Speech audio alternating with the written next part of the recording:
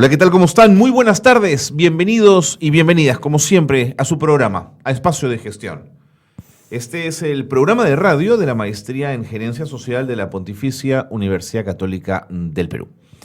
Estamos muy contentos de que nos acompañen, de que nos sigan a través de Zona PUC, porque además hoy vamos a tener un programa donde vamos a poner el peso, el énfasis en alumnos de la maestría. En este caso, exalumnos, porque ya dejaron de serlo, ya presentaron su tesis de maestría y además han sido tesis muy exitosas, como la de nuestro invitado que se los quiero presentar inmediatamente.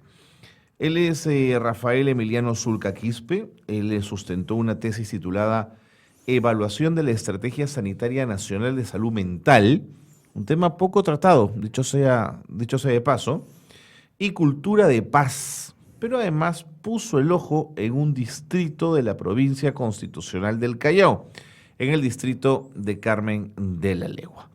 Yo quiero agradecerle muchísimo al señor Zulca que nos esté acompañando, que se haya tomado unos minutos para estar con nosotros. Bienvenido. Muchas gracias, mi estimado Carlos, por la invitación. Entonces estoy a su disposición. ¿Por qué quiso ser usted gerente social? Muy bien.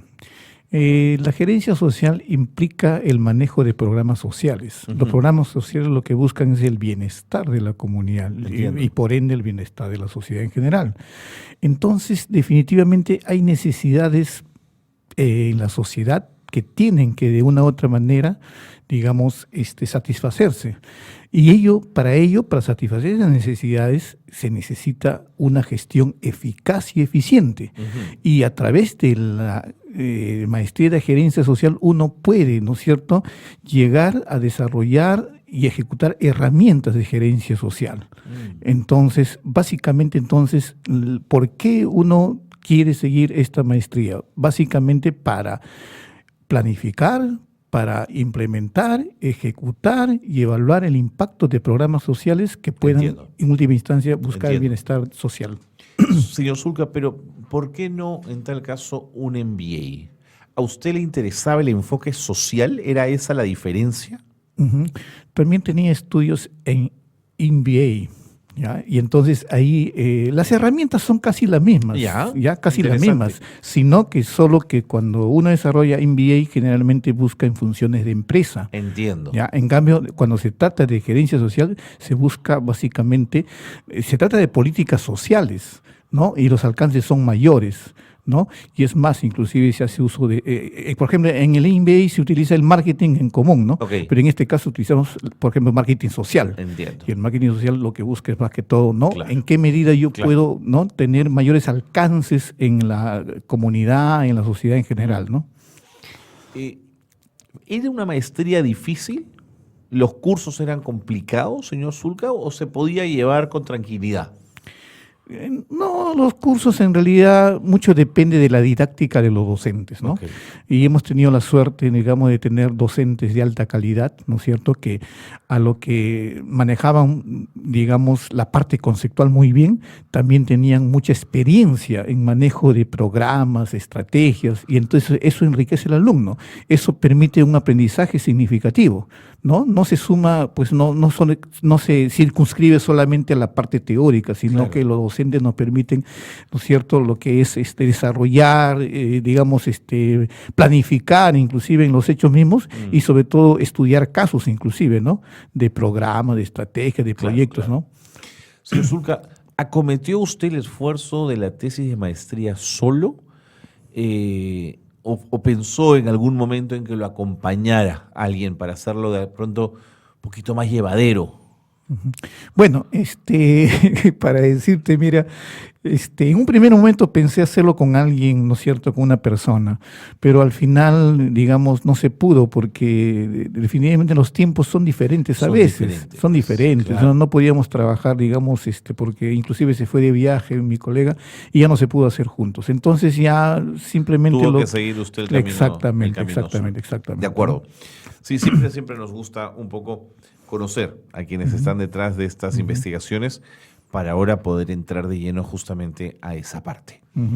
¿Por qué eligió usted salud mental? ¿Por qué le interesaba la salud mental? Ujú. Bueno, el tema de la salud mental es un tema que ha sido, digamos, muchas veces relegado, ¿no?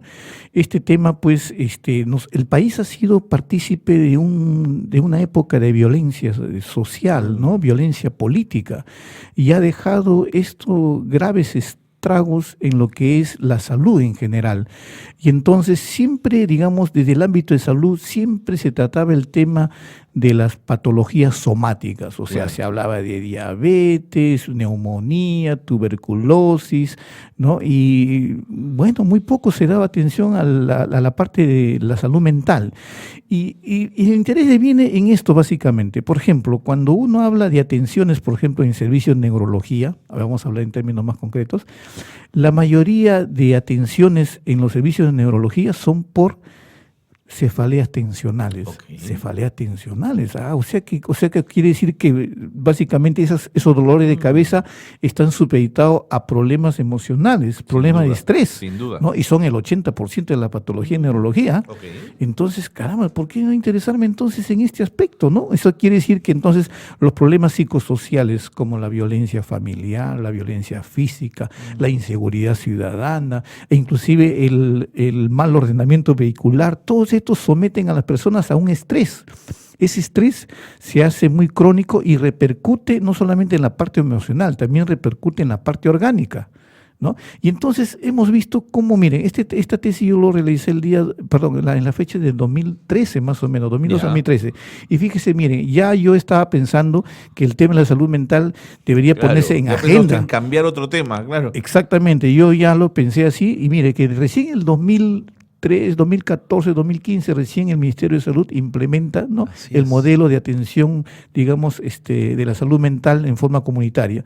Y eso ya en mi tesis en 2012 ya lo había propuesto ya inclusive, ¿no? Porque en realidad, pues, el enfoque que se estaba dando a la salud mental era un enfoque básicamente hospitalario. Entiendo. ¿Ya? Entiendo. O sea, no se atendía los problemas de salud mental en la comunidad, no se atendían en la posta, en el centro de salud, sino que el paciente tenía que irse hasta el hospital. O sea, que en su hipótesis de trabajo hay una suerte de correlato entre la actitud, cómo vivimos, cómo somos, cómo convivimos y los asuntos de salud mental, que están descuidados desde su perspectiva, señor Zulca. Exactamente. No, ahora recién se le está dando, ¿no?, más importancia, ¿no? Sin embargo, pues esto tiene sus antecedentes, ¿no? Porque como yo trabajo en un centro de salud, veo que muchos pacientes, por ejemplo, el diabético. El diabético a la larga va a ser un problema de salud mental. Generalmente un grueso porcentaje de diabéticos terminan haciendo depresión. Los pacientes cardíacos terminan haciendo depresión. Los pacientes que han tenido accidentes cerebrovasculares terminan haciendo muchas veces problemas de depresión. Entonces cualquier paciente que tiene lesionada la parte somática, al final va a desencadenar muchas veces un cuadro de ansiedad y depresión. Eso se ve en los hospitales. Y además impacta en la familia y en la vida de la familia, lo cual daña más el tejido social, digamos. Exactamente. A la larga, mire, no puede haber salud individual, ni familiar, ni comunitaria, si no hay salud mental. De acuerdo. Es una parte integrante. Entendiendo por qué le interesa la salud mental, explíquenos por qué piensa en Carmen de la Legua. Usted quería hacer el cruce quizás con un distrito de clase media baja, pobre. ¿Por qué pensó en Carmen de la Legua? Carmen de la Legua tiene, digamos, las características de ser un distrito pobre, como muchos lugares en el país. Eso según un mapa de pobreza, según indicadores. Sí, es uno de los distritos más pobres, ¿no es cierto?, en el Callao, ¿no es cierto? Entiendo. También tiene, digamos, todo un panorama como mucha violencia, ¿no? Hay violencia, e inclusive hace poco ha habido inclusive un homicidio de un regidor, ¿no es cierto? Es verdad. Hay problemas de violencia familiar, ¿no? Hay problemas de adicción a sustancias psicoactivas. Todo esto no son pareceres. En su investigación usted halló data muy concreta de que esto estaba así. Exactamente, ¿no? Entonces, todos esos, digamos, son condicionantes, ¿no? Para propiciar alteraciones o trastornos de tipo mental. No nos olvidemos también en la epidemiología, en la morbilidad, los problemas prevalentes en salud mental en el Callao han sido depresión, y son depresión, ansiedad, adicción a sustancias psicoactivas. Epa. Entonces, definitivamente, y el instituto entonces albergaba todas esas, ¿no es cierto? Todos esos elementos. Exactamente, ¿no? Y entonces era, pues, digamos, un distrito que tenía esas características y ameritaba explorar, digamos, cómo estaba trabajando, ¿no es cierto?, los operadores de la estrategia sanitaria de salud mental. Un paréntesis, sus asesores de tesis o su asesor de tesis, ¿le pareció interesante el enfoque que usted le iba dando al trabajo? ¿O lo iba encaminando, Rafael? Le iba diciendo, mira, mejor vamos por acá, deja esto de lado. ¿Cómo fue la relación con su asesor de tesis? No, muy interesante, porque en todo momento, lógicamente, el asesor me guiaba en la parte metodológica. Importantísimo. ¿No? La El parte marco teórico, esos elementos. Sí, la parte metodológica, porque esta es una investigación, digamos, de tipo evaluativa, pero tiene también mucho análisis de tipo cuantitativo y cualitativo. Entiendo. ¿No? En esa parte juega un rol muy importante el asesor de tesis, ¿no?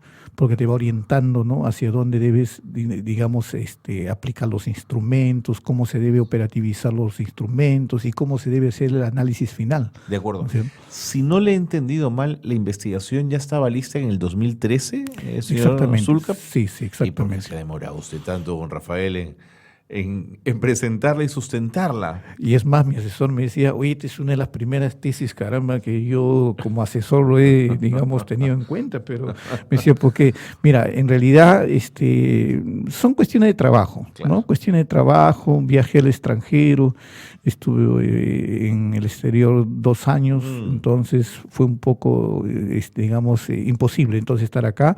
Y a la par también, pues, que uno, digamos, con los avatares de los trabajos que uno tiene, Claro. ha sido un poco difícil, ¿no? La familia, todos esos contratiempos, ¿no? Complicaba mucho. Exactamente, De acuerdo. exactamente. Rafael, me voy a ir a la pausa, Ujú. pero al regresar quiero que me cuente ya de los datos más de fondo de la investigación. Ujú. Quiero que me cuente cómo fue el trabajo de campo, cómo desarrolló usted la investigación cualitativa y cuantitativa. Fue un trabajo estadístico que tuvo todos los detalles. Ujú. Se los voy a pedir después de la pausa. Gracias Perfecto. nuevamente por estar con Ok. nosotros en el Muy programa. bien. Pausa breve y seguimos conversando con Rafael Zulca Quispe y su investigación, su tesis titulada Evaluación de la Estrategia Sanitaria Nacional de Salud Mental y Cultura de Paz en el distrito de Carmen de la Legua, en el Callao. Pausa y volvemos.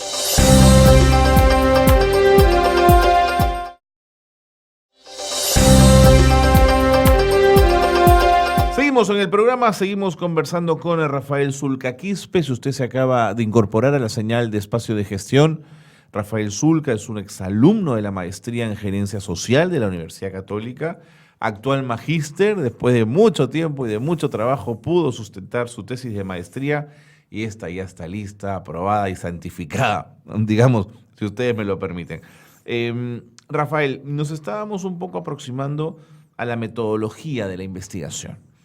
¿Cómo fue que hizo usted el trabajo de campo? ¿Cómo emprendió la recolección de la información? Bueno, entonces, para la parte cuantitativa, lo que hemos hecho,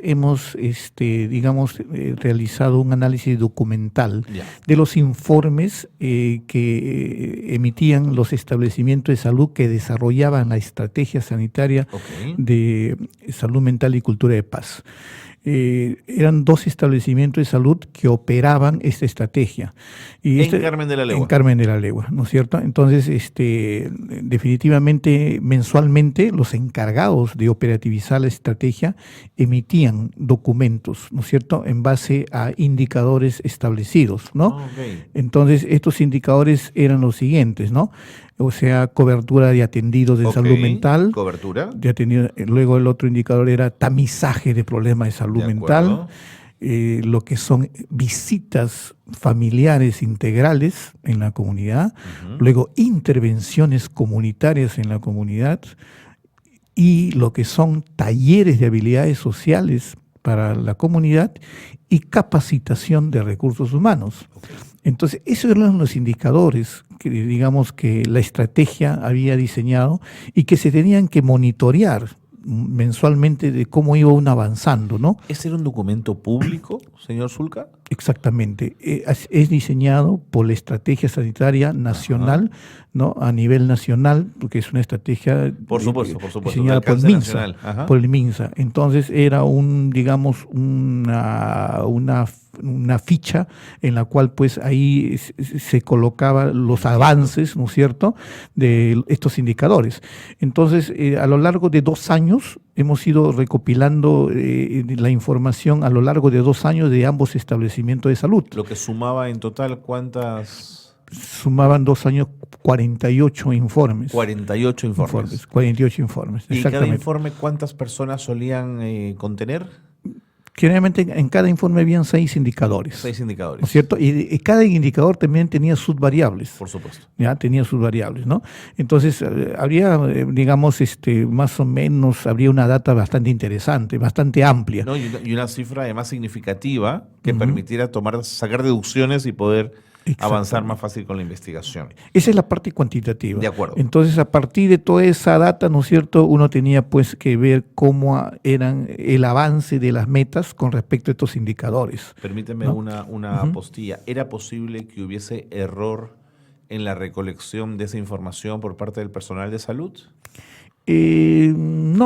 No, es un poco difícil que haya error porque generalmente eso es, digamos, tamizado también esos informes. Okay. ¿No? ¿Eso está registrado digitalmente, digamos? Sí, inclusive se envían a la Direza Callao, ¿no?, que es la parte regional donde se responsabiliza, ¿no? Y esos inclusive van hasta el MINSA, inclusive. O sea, ¿no? sí eran datos confiables, que esto es muy importante. Exactamente. Vamos con lo cualitativo. En la parte cualitativa, lo que hemos utilizado son los focus group, ¿no? Estos grupos focales, entonces, lo desarrollamos con actores sociales de la comunidad. Convocamos a representantes de instituciones del distrito. Por ejemplo, tuvimos directores de instituciones educativas, tuvimos representantes de la municipalidad, tuvimos representantes de comedores populares. Lo que llamarían ahora las fuerzas vivas de un distrito. ¿Podríamos referirnos a ese grupo? Sí, los actores sociales e instituciones. Muy bien. Entonces realizamos grupos focales con ellos para que, digamos, ellos emitan la percepción que tenían acerca de la salud mental, ¿no? Y en relación también a los indicadores de los cuales estábamos hablando. De acuerdo. ¿No? Preguntas sobre los focus. ¿Cuántos hicieron? Hicimos 4 focus group. ¿Cuántas personas por focus? Generalmente eran 10 personas por grupo, de 8 a 10 personas. De 8 a 10 personas por grupo. Sí. ¿Usaron algún tipo de cámara Gesell? Es decir, que la gente hablara sin verlos a ustedes. ¿O no era posible? No era factible en ese entonces, ¿no? ¿Y las personas voluntariamente hablaron y fueron, digamos, ampliamente proactivas a la experiencia del focus, o por el contrario, percibió usted tensión, silencios, ganas de no hablar? Hubo mucha colaboración por parte de ellos, sí, mucha colaboración, porque lo que sí me tengo que felicitar es que los actores sociales en el distrito son muy proactivos. Qué bueno. ¿No? Son muy proactivos, entonces... Qué bueno, ese es un dato interesante. Sí, son muy proactivos y son muy colaboradores, hubo mucha, digamos, espíritu de colaboración, emitían sus juicios de manera espontánea, muy espontánea, ¿no? Y para nosotros es muy enriquecedor, o sea, recibir la percepción de ellos, ¿no? Porque la percepción que uno tiene desde el ámbito de profesional de salud es una, pero del que lo recibe, del que no, del imaginario social es diferente, ¿no? Claro. Y eso enriquece, ¿no? Y Rafael, dígame algo, ¿usted se comprometió al final de la investigación a devolverles los resultados a quienes habían participado del focus, Sí. ¿Había, digamos, un ganar-ganar en esto? Sí, porque definitivamente ellos como parte de la comunidad están muy atentos a que, digamos, se les diga los resultados, ¿no? Y para tomar decisiones, digamos, ¿no? Sí, y eso es parte también de la gerencia social, lo que se habla del control social, ¿no es cierto? Y de lo que llamamos nosotros, pues hay que siempre a la comunidad darle los resultados de lo que uno hace, ¿no? Tiene usted razón. Rafael, ¿cuáles fueron las conclusiones de la investigación? Entonces, el objetivo central de la investigación fue en qué medida se están cumpliendo las metas, ¿no es cierto?, de la estrategia sanitaria de salud mental y cultura de paz, y qué factores, ¿no es cierto?, facilitaban o limitaban, digamos, la cobertura de estas metas. Y las conclusiones entonces en función de ello fueron las siguientes, ¿no? En realidad, hubo pobre cobertura, ¿no?, en relación a los indicadores en general. Es decir, no se avanzó lo suficiente en la meta de estos indicadores. ¿Qué factores jugaron, digamos, un rol, digamos, limitante en esto? Tenemos, por ejemplo, dentro de los factores limitantes, tenemos, por ejemplo, en primer lugar, es importante definir que no había capacitación al personal.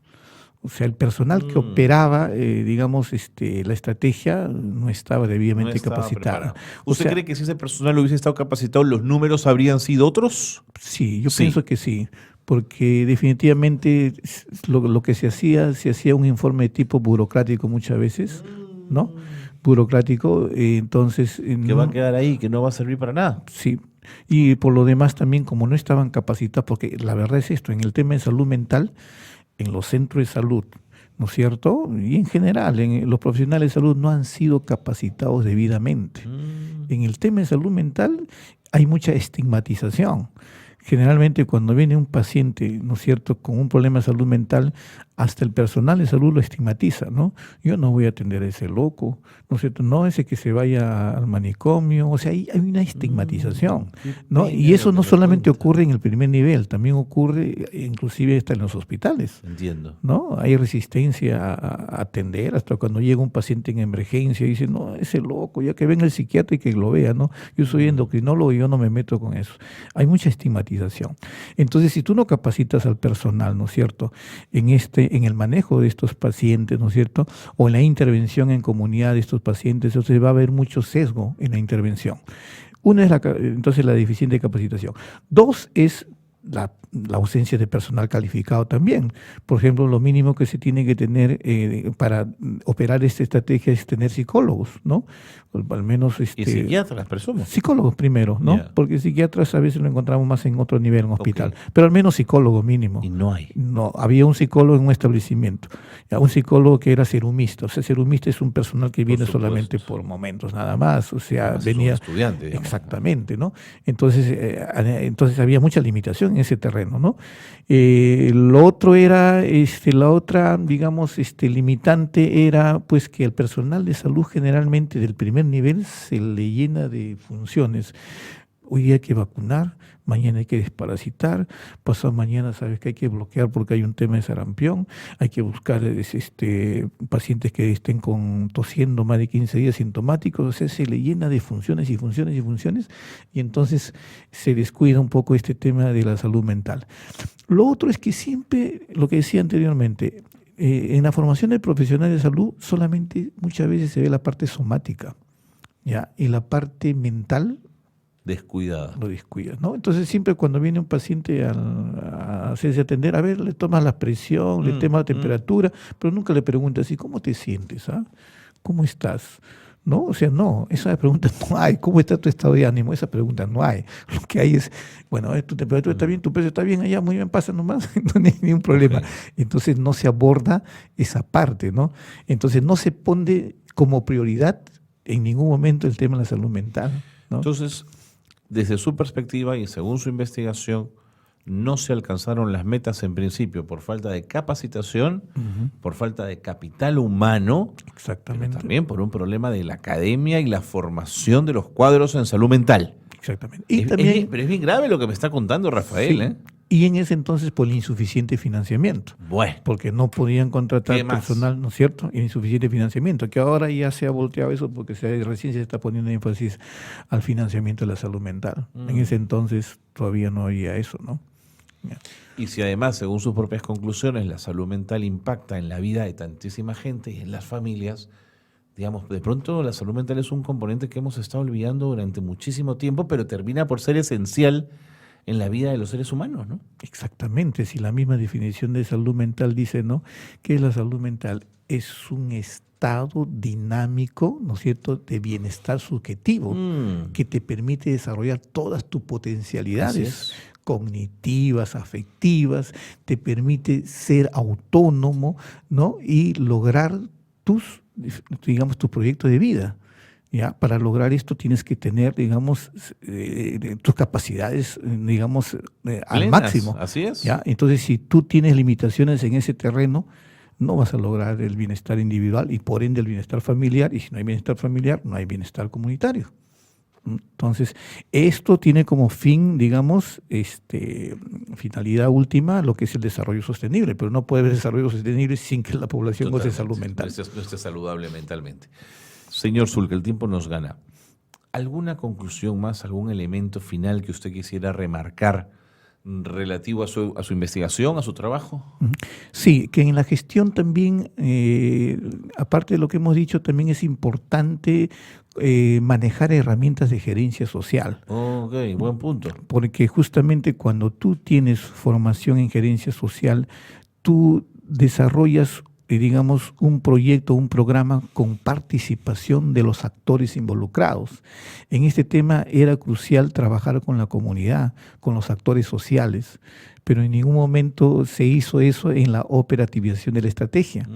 ¿Ya? O sea, nunca se convocó a la comunidad. Vamos a ver el tema de salud mental, vamos a hablar qué tal de salud mental. No se llegó a ese nivel. Claro. Entonces, en gerencia social hay que trabajar desde un enfoque participativo. Totalmente. ¿No? Hay que involucrar a los que planifican, pero también a los que son, digamos, beneficiarios del programa.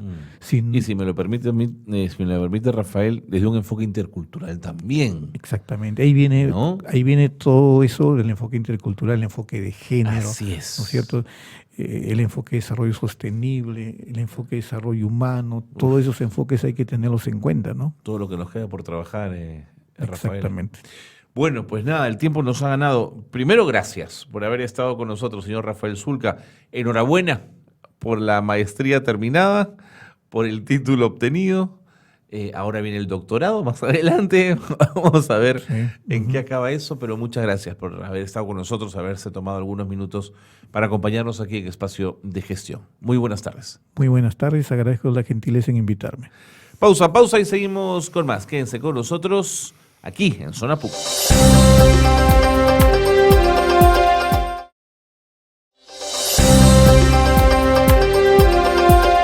Bien, seguimos en Espacio de Gestión, el programa de radio de la Maestría en Gerencia Social de la Pontificia Universidad Católica del Perú. Y una de las cosas que nos gusta conocer, a las que nos gusta aproximarnos, son a los proyectos de desarrollo, muchos de ellos emprendidos por organismos no gubernamentales. Eso es Actitud, una institución conformada por profesionales y que con la colaboración de personalidades conocidas, de empresas, de instituciones, de personas naturales, en fin, dedicada al trabajo deportivo social de personas discapacitadas física o mentalmente. Es una lógica de pensar en el deporte, unir el deporte como una forma de encontrar niveles de desarrollo. El doctor Julio Salazar González, presidente de la ONG Actitud, está con nosotros y yo quiero agradecerle muchísimo que se haya podido tomar algunos minutos para acompañarnos. Bienvenido, Julio. Gracias por estar con nosotros. Buenos días y gracias a ustedes por la invitación. ¿Hace cuánto que existe Actitud? A ver, Actitud existe hace 20 años. Ajá. Pero 20 años desde el punto de vista inscrita en registros públicos. Entiendo. Pero ya veníamos desde muchos años antes trabajando. ¿Es usted fundador también? Soy el fundador de la ONG, es correcto. ¿Cómo surge la idea de hacer Actitud? A ver, primero quiero, y es con lo que suelo arrancar, decir que el hecho de ser ONG no implica que tengamos financiamiento alguno. Entiendo. No tenemos ningún tipo de financiamiento. Entonces, lo que quiero transmitir a través de esto es que las cosas se pueden hacer siempre cuando hay actitud. Es muy difícil, sí, definitivamente, pero se pueden conseguir las cosas. La ONG nació como una iniciativa. Yo venía trabajando con personas con habilidades diferentes desde mucho antes. Desde que yo era muy joven, a los 19 años, puse un gimnasio en La Aurora, en Miraflores. Mi padre, que era más bueno que el pan, me puso un gimnasio porque yo era medio flojo en la universidad en esa época. Me ayudó a ponerle el gimnasio y recibí un señor vecino que me dice, tengo un sobrino con retardo mental. Yo tenía 19 años. Y él tenía un sobrino de 15 con retardo, o 14, Juan Carlos. Y le dije, bueno, tráelo. No existía Olimpiadas Especiales, no existía Especial Olímpico, estamos hablando del año 83. Claro. O sea, soy un poco más viejo de lo que parezco. No existía nada de esto, pero yo me aventé. Dije, tráelo. Y me cayó también que 30 y tantos años después todavía sigue conmigo. Entonces empecé a trabajar con él. Era un chico muy, muy gracioso. Eso es lo primero que me comió el cerebro y el corazón, muy gracioso, y nos hicimos muy buenos amigos realmente.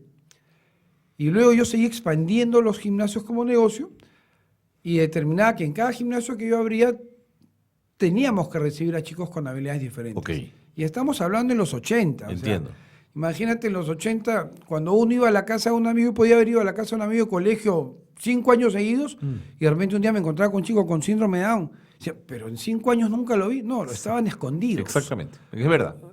Los escondían, los tenían marginados, no había las aperturas que hay Había el día cierta de hoy. vergüenza, ¿no es cierto? Es una vergüenza estúpida, ¿no? Porque ese es el término exacto, era una vergüenza estúpida, ignorante, muy poco humana desde muchos seguro. puntos de vista. Pero el tema era que era muy raro el tener en los espacios públicos a chicos especiales así nomás. Entonces determiné que en cada gimnasio había que tener, o se abría la puerta a chicos especiales, pero los profesores obviamente decían, bueno, pero ¿y cómo enseñamos si no sabemos? Entonces empecé a desarrollar un programa de actividades físico-motoras en función a lo que había aprendido con Juan Carlos. Y bueno, yo era entrenador deportivo, estudiaba administración de empresas en la universidad, pero mientras tanto me dedicaba al levantamiento de pesas y artes marciales. Entonces tenía mucho entrenamiento físico encima y empecé, en función a Juan Carlos, a desarrollar algunas metodologías que permitieran que los profesores que trabajaban para mí pudieran enseñar. Permíteme una interrupción. Cuando vas desarrollando y organizando todo este sistema de trabajo, ¿lo haces en base a ciencia, recurres a mucha información o es más una cuestión intuitiva? Bueno, acuérdate de los años 80, no Había existía poco. internet, no había internet. O Te sea, entiendo. acceder a la información Era más difícil. Era mucho más difícil. Yo había estudiado paralelamente también análisis de sistemas, que era la carrera del futuro, Seguro, en seguro. los 80, ¿no? Y me enseñó a analizar, evidentemente. Y utilicé básicamente conocimientos, pero siempre guiado por la intuición. Okay. O sea, me llevaba más por lo que yo sentía propiamente dicho, ¿no? O sea, la lógica, hay que entender que el comportamiento humano, yo me especializo como doctor en bioquímica, nutrición y conducta el día de hoy, pero ya un tema intuitivo era desde que era muy chico y siempre prevalecía, a ver, hay un pensamiento racional, lógico, y hay un pensamiento emocional, que ese ya no es tan lógico, ese se deja influenciar por muchas cosas. Entonces trataba de encontrar un cierto equilibrio en lo que sentía y lo que veía que había que hacer. Y fui contra la corriente. Con los años publiqué un libro que se llamó Abriendo Fronteras sobre esto. Y recuerdo, en los 90, recuerdo que en España sobre todo me dieron con palo. Decían, el programa era Abriendo Fronteras, modificación de la conducta a través de la actividad física para personas con autismo. Y en esa época no se decía habilidades diferentes, sino con personas con retardo mental. Sí, claro. Sí, retardo mental. ¿No lo aceptaron? El programa, el libro, se fue a algunos sitios y me acuerdo que un grupo de españoles de universidades, profesores de universidades que enseñaban modificación de conducta, me dieron con palo, pero... Y yo decía, ¿pero y estos? Y eran las cartas fundamentando. Me dije, no voy a hacer caso. Claro, esos mismos 20 años después aplaudían y condecoraban al programa, ¿no? Pero rompía los esquemas. Y yo un poco... la palabra es literal conchudo, decía, bueno, a mí no me da miedo, yo sí tengo que enfrento, Seguro. no tengo fundamentos, sé que lo que estoy haciendo está bien. Me decían, no, esos cambios no se pueden dar en el comportamiento, no es posible esto, el otro. Entonces yo empecé en esa época, filmar no era fácil, Pero recuerdo que pedí una filmadora, un primo préstame, me empecé a filmar el antes, durante y después. Y había cambios evidentes. Y había unos cambios evidentes y habían otras cosas involucradas. Cuéntame de los elementos que tenía el programa, la fuerza que tenía. A ver, los elementos básicamente son la actividad física como una herramienta para cambios en el comportamiento. Okay. Si no aprendes a manejar tu propio cuerpo, no vas a manejar el medio que te rodea. Entiendo. O sea, es así de simple. Y hay unas cuestiones, obviamente todo con fundamento científico, el sistema vestibular, el sistema propioceptivo del cuerpo humano. Uno tiene que aprender a manejarse de dónde está parado, dónde está ubicado con respecto al espacio que lo rodea. Una serie de cosas, pero hubo algo que era de intuición y que sirvió mucho. Existen alergias alimentarias con efecto neuromodulador. Eso significa que hay ciertos alimentos que producen alteraciones en el correcto funcionamiento de los neurotransmisores cerebrales, responsables del comportamiento. Yeah. Y en esa época yo soy de contextura delgada y quería subir de peso, evidentemente era por el entrenamiento deportivo y por las competiciones, y tomaba mucha leche. Y yo notaba que me ponía hiperactivo. Pero no asociaba que era el tema de la leche, o sea, no sabía. O sea, bueno, estoy un poco ansioso, debe ser el entrenamiento, debe ser la presión, era empresario muy joven, tenía varios gimnasios que no iban bien, ya en los 90, fines de los 80, 90 ya era un desastre la economía. Pero empecé a notar que algunos de los chicos que entrenaban conmigo ya tenía una docena de chicos con autismo que habían ido, y en los 90 no veías chicos con autismo así nomás. O sea, mucho más raro ver a alguien con autismo, con síndrome de Down, en fin, pero con autismo era... Y ni siquiera había un diagnóstico de autismo propiamente dicho. Entiendo. Pero me llevaban chicos así y decían, bueno, el deporte les va a hacer bien. Pero algunos de ellos que tomaban leche igual que yo, también se ponían hiperactivos. Entonces establecí que la leche tenía alguna relación con esto. Yo no sabía el por qué. Hoy día sé, es un péptido opioide que se llama caseomorfina, que está presente en la caseína, que es la proteína láctea. Y en personas con un problema intestinal, atraviesa la barrera del intestino, llega al torrente sanguíneo, llega al cerebro y estimula receptores opioides. Todos tenemos receptores opioides por una función biológica, pero ese equilibrio se rompe cuando vienen estas sustancias de afuera del organismo, no producidas por el organismo. Entiendo. Bueno, había una alteración en el comportamiento que yo la escribí en el libro. Y me dieron con palo, pues, pero si la leche es lo más sano del mundo, en fin. Fue muy cuestionado, lo cual para mí fue un aliciente de alguna manera. Habrá que seguir investigando. Y a partir de ahí se empezaron a confabular, yo no voy a decir los astros porque no creo en eso, pero diré los ángeles, empezaron a confabularse y empezaron a abrir caminos. Algunas universidades en los Estados Unidos vieron el programa, lo analizaron y me llamaron inmediatamente, doctor, yo no era doctor de nada, entonces psicólogo tampoco. ¿Y de dónde hiciste un programa que funciona tan bien? Porque ellos empezaron a aplicarlo en 2 universidades en Estados Unidos y se quedaron sorprendidos en la simplicidad que podía tener, lo complejo que podía resultar como beneficio en el comportamiento humano. Pero esa es mi pregunta. ¿Qué pasaba con el chico que tenía autismo? ¿Qué cambiaba en él, Julio? A ver, se empezaron, por eso digo, a confabular los ángeles, porque empezaron a surgir una serie de cosas que yo no tenía previstas o que no conocía. Ajá. Y que luego conocí y ya perfeccioné el programa, pero si yo miro en retrospectiva, digo, a ver, nosotros, por poner un ejemplo, nosotros estábamos dentro de una academia de natación, la ONG estaba dentro de la academia de natación de Ismael Merino, estuvimos 17 años hasta que tuvimos que retirarnos de ahí. Y obviamente teníamos un gimnasio junto a la piscina. Y ahí teníamos un consultorio y teníamos oficinas. Y teníamos un médico que nos ayudaba, Fernando Cajigaba, muy buena persona. Pero no podíamos hacer mucha bulla en la piscina porque la gente nadaba. Entonces llegaban chicos con autismo, la gente entusiasta, ¡ay, hay un sitio que van a recibir a mi hijo! Y nosotros no podíamos meter bulla. Tenemos un parque muy grande atrás. Se llama el Parque Marejal Castilla, que es un parque de 2 manzanas, no el de Lince, que ese es una monstruosidad de parque muy grande, sino Miraflores, colindante con la Aurora, San Antonio y la Aurora. Entonces, vámonos al parque. Okay. ¿Y qué empezamos? Caminando. Entonces, algo tan simple como caminar.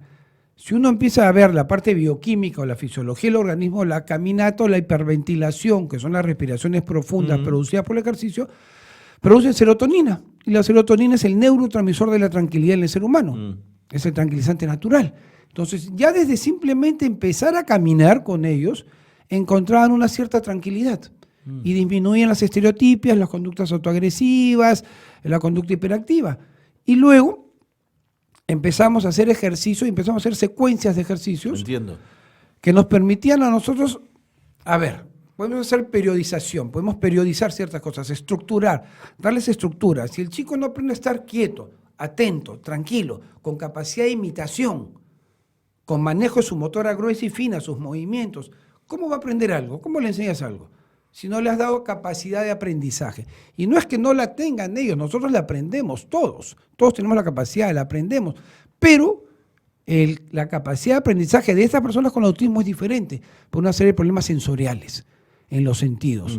Entonces, la manera en que perciben las cosas, la manera en que procesan esa información es diferente. Claro.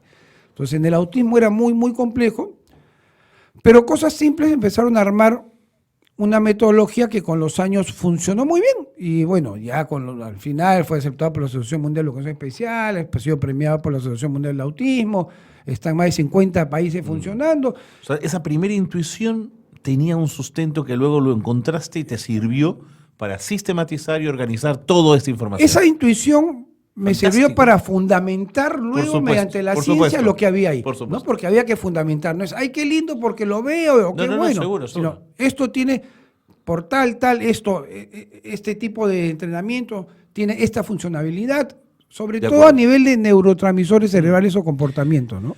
Julio, me tengo que ir a la pausa, pero al regresar quiero que me cuentes cómo esa ONG que estuvo 20 años inscrito, que llevaba 20 años inscrita en registros públicos, ¿cuándo comienza a dinamizarse, a llenarse de proyectos, a desarrollar todas las cosas que quiero que nos cuentes después de la pausa? Gracias nuevamente por estar con nosotros en el programa. Un gusto. Seguimos en un instante, quédense con nosotros. Esto es Espacio de Gestión.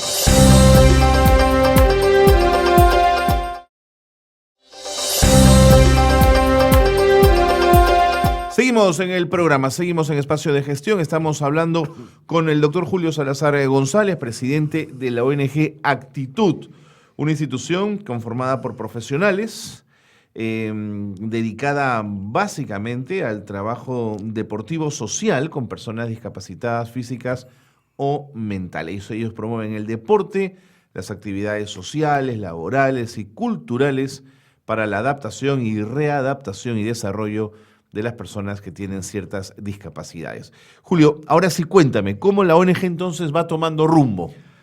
A ver, la ONG, yo empecé desde el 83 a hacer este tipo de trabajo con los chicos con habilidades diferentes, porque el término discapacidad es peyorativo. Okay. O sea, yo puedo cojear y me dicen que soy un discapacitado, pero tengo otras capacidades. Okay. Personas especiales. Correcto, no es un término cariñoso, ¿no? Sin necesidad de ser peyorativo. Y diversidad funcional. Okay. ¿No? O sea, esos son términos que yo prefiero utilizar. Habilidades diferentes para cuando hablamos de discapacidad intelectual propiamente dicha, y cuando hablamos de discapacidad físico-motora, diversidad funcional. Y a estas alturas, Julio, ¿el resto de profesores al que les habías hablado de esto entendieron el mensaje? Sí, entendieron el mensaje. Bueno, todo se va confabulando. Yo en esa época, cuando empecé a establecer esto, estaba muy metido en la Federación Peruana de Físico-Culturismo. Yeah. Porque tenía gimnasios, entonces estaba metido en el tema. Y los profesores que trabajaban para mí, de alguna manera, se sentían también motivados porque veían resultados. Y como la federación en esa época nos apoyaron, decían, bueno, vamos a sacar un certificado de la federación, vamos a seguir los estudios. Y se ponían las pilas, como decimos, para estudiar, no solo por el tema de ayudar un rato, sino porque había una certificación de por medio. Entiendo. Y parece mentira, pero es muy importante eso, ese tipo de cosas. El tema es que creé una carrera. Y con los años la Federación Peruana de Físico-Culturismo y luego un convenio con el IPD, y acá quiero recalcar que, señores del IPD, estamos esperando renovar nuestro convenio. De acuerdo. Tenemos hace 15 años convenios y tenemos hace un año que no, estamos esperando la renovación. Y nosotros no le pedimos nada al IPD, solo certifican todo lo que hacemos nosotros con chicos con habilidades diferentes en deporte. De acuerdo. Pero se creó la carrera y hemos sido la primera institución en el mundo que otorgó un título para entrenador deportivo de atletas con habilidades diferentes.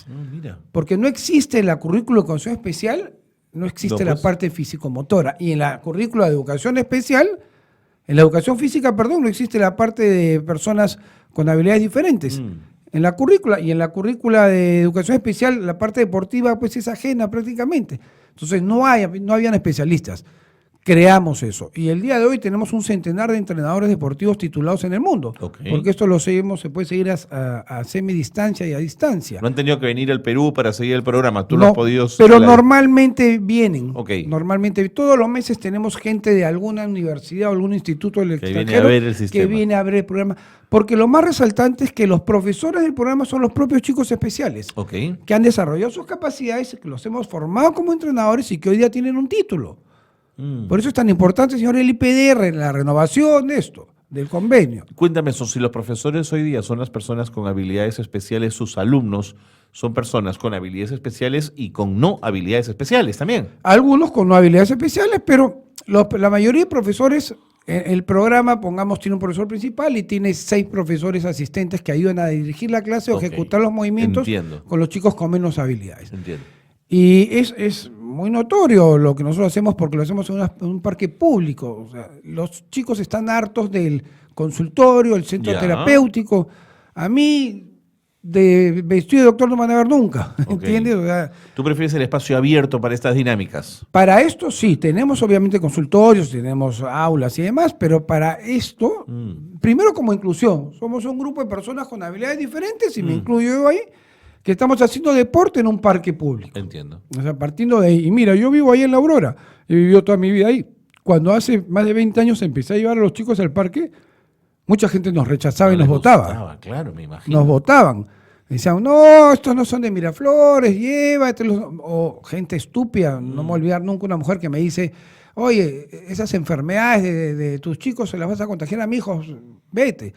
Yo mandaba al diablo a todo el mundo. Pues, yo soy, no le tengo miedo ni al diablo. Entiendo. Yo me iba fuera de acá, infeliz. O sea, te trato educadamente hasta que me falta ese respeto. Entonces nunca me moví del sitio. Hoy día, claro, ya salen y aplauden todos. ¿No? Hoy día ya es totalmente diferente. Ha habido pues una apertura y una inclusión. Hay una trocha que abrir. ¿Por qué persististe, Julio? ¿Por qué estabas tan convencido del programa? A ver, no persistí yo creo que fue el de arriba. O sea, yo nunca me imaginé que iba a hacer esto. Es más, yo a raíz del libro que escribí me empezaron a llegar becas universitarias cuando se enteraron que no era psicólogo y terminé estudiando una licenciatura, maestría y doctorado en psicoterapia en función a los programas, y como lo que yo hacía no lo hacía nadie, entonces era en función a los estudios que podíamos conseguir a partir de la investigación que yo hacía. Por supuesto. Y le da otro carácter cuando tiene ese respaldo, ¿no? Claro, porque no es la teoría, es la práctica. Oigan, esto lo estoy haciendo hace muchos años, acá están los resultados, acá esto es tangible, evidente, medible, cuantificable, o sea, acá no había... Y eso gustó mucho. Eso gustó mucho porque además fundamentaba la parte científica, la parte bioquímica, es decir, hay esto, el otro, un cambio. Ya esto fue perfeccionándose. Pero estudié la licenciatura en psicoterapia, pero me faltaba mucho para aprender. Me fui por la maestría, todavía el comportamiento humano me es bastante ajeno. Fui por el doctorado y seguía pensando que me faltaba mucho para aprender. Entonces estudié nutrición y me volví nutricionista porque hay una conexión intestino-cerebro. Okay. Uno se comporta como come, procesa, digiere, asimila y elimina. Y ese es el comportamiento que tiene uno. Estudié nutrición, ya entendí mucho más el comportamiento humano. Luego estudié bioquímica y laboratorio clínico. O sea, no me casé nunca, por eso es que he podido seguir estudiando. Y me he formado en la parte de bioquímica nutricional y comportamiento durante muchísimos años. ¿Cuántos chicos y chicas han pasado por el programa? Miles ya. ¿Miles? Sí, en 20 años. En 20 años, algunos miles. ¿Y las familias de estos chicos que seguramente tienen una suerte de preocupación mayor o de pensar qué va a pasar con estos chicos cuando yo no esté? ¿Qué te dicen del resultado del deporte? Ver, hay de todo, ¿eh? Hay de todo. Hay los muy, muy comprometidos y que ya pecan de compromiso, claro, porque termina siendo contraproducente. Tratan de bebé a un chico de 18 años. No es un bebé, es un adulto ya. ¿No? Pero también están los que no les interesa un pepino realmente. O sea, he encontrado de todo, ¿eh? Y en todo estrato social. ¿eh? Recuerdo, hace años atrás, salió un caso en televisión de un chico con síndrome de Down, con autismo, que lo tenían en una jaula, en un cerro, en un asentamiento humano. Tremendo. Fui con la policía a tratar de rescatar al niño. Casi nos linchan. A balazos hubo que salir del cerro porque nos querían linchar por rescatar al niño. Hubieron cámaras de televisión, hubo de todo. Cuando se terminaron las cámaras de televisión, la madre, que era la que había denunciado esto, lloraba a mi hijo que lo tienen así. Cuando se apagaron las cámaras, bueno, ¿cuánta plata mensual me va a dar para mantener al niño? Yo no le voy a dar dinero. Ah, no, entonces no lo quiero. O sea, una maldita, o sea, era literalmente una maldita. O sea, encuentras de todo, pero prima la gente de buen corazón. Pero tener buen corazón no implica saber exactamente qué es lo que conviene para la persona. Dijiste al inicio del programa que esta es una ONG, pero que no recibe dinero de la cooperación internacional ni ayudas económicas. Entonces, ¿cómo se financia? A ver, se financia de la venta. ¿Los gimnasios? No, los gimnasios ya no existen. Yeah. Los gimnasios se licuaron en los 90. Okay. Sí, entiendo. Se licuaron totalmente. A ver, esto se financia en la venta. Yo he publicado 7 libros y se venden en el extranjero. Y ese dinero va directamente a pagar sueldos porque trabajan chicos especiales. Seguro. Los sueldos de los monitores, de los profesores. Claro. Pagamos muy mal, y sueldos muy bajos, pero pagamos. Okay. ¿No? Y tratamos de mantenernos. Y a la buena voluntad de gente que nos ayuda, pongamos Claudita del Río, Arrieta. Claudia es una mujer espectacular que tiene más de 20 años conmigo en la ONG, y lo que yo le pago no le alcanza, pero ni para la gasolina. O sea, ella gasta el triple lo que gana, ayudando. O sea, pero lo hace por vocación, dices. Por vocación. Acá pasa por vocación, hay que pagar un alquiler de todas maneras, o sea, siempre hay gastos. Por eso te preguntaba. Pero básicamente esto se mantiene de mis aportes personales, la venta de mis libros, porque no cobramos terapias, no cobramos consultas, las consultas son gratuitas. Es más, como hablamos de temas también muy atípicos en el tema del autismo, porque